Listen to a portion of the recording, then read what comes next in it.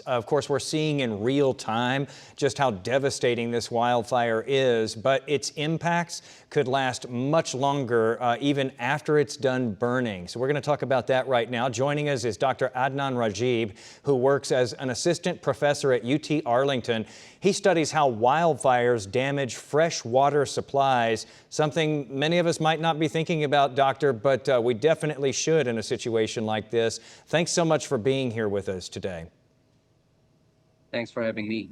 All right, let's talk about when a wildfire like this, the Ross fire that's burning there west of Fort Worth, across tens of thousands of acres that are being affected by this. What ends up happening to the water supply in that area? Great question. What happens after the fire is often more important than the fire itself. There is a saying that first the fire, then came flooding, and now add poor water quality in lakes and streams. So this is more like a cascading effect of the fire. Palo Pinto County, Texas has extensive agricultural and ranching activity.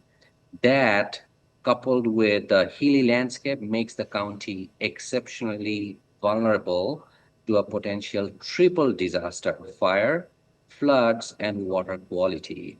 Wildfires like this leave behind a barren soil that cannot absorb water, dramatically increasing the risk of mud flows and more nutrient washing off the ranches and agricultural farmlands into the streams and lakes. Wow, and especially when you talk about these hilly areas, which of course makes the fire hard to fight in the first place because that terrain Absolutely. is so rugged.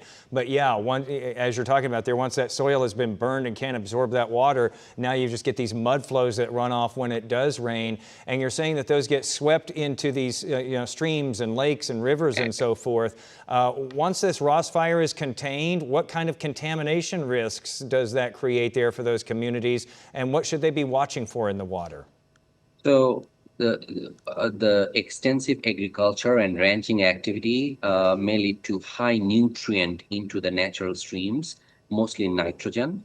I'm not sure whether the communities the water supply systems in those communities have the proper treatments for those nutrients. So that concerns me a little bit because wildfires is not that frequent in our state. So the nutrient number one, mostly nitrogen, and sediment, which is more like mud flows. Can we talk about this devastating 2024 Texas Panhandle wildfire that just burned even much larger than what we're seeing there in Palo Pinto and Jack counties? You've studied that. What can that fire, do you think, teach us about what communities near the Ross fire this time around could be dealing with long after the flames have left? The difference between the two fires is this is much closer to Dallas-Fort Worth area, and there's a huge population downstream of the Ross fire. This is a major difference compared to the 2024 major mega fire event that we experienced in our state. So the water supply in the downstream communities coming from the upstream Ross fire affected areas is going to be a big deal. So the agencies need to be getting ready for additional treatment costs and public health concerns. This is something that we're going to be watching, obviously, until this fire is put out, but it sounds like long after that as well, the effects that will still be lingering. Dr. Rajib, thank you so much for raising the flag on this and keeping us posted as to something we're going to have to keep on watching as we go forward. We really appreciate it. Thank you very much.